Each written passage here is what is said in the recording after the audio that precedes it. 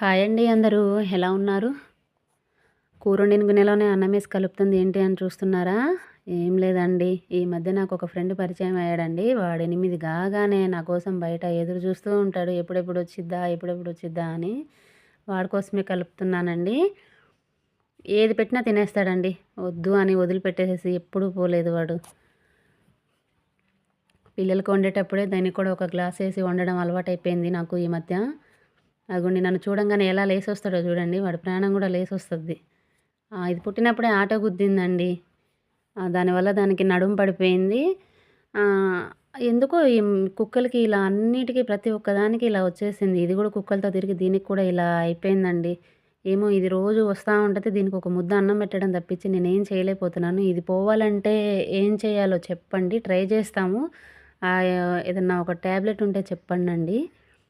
Okay. Bye అండి.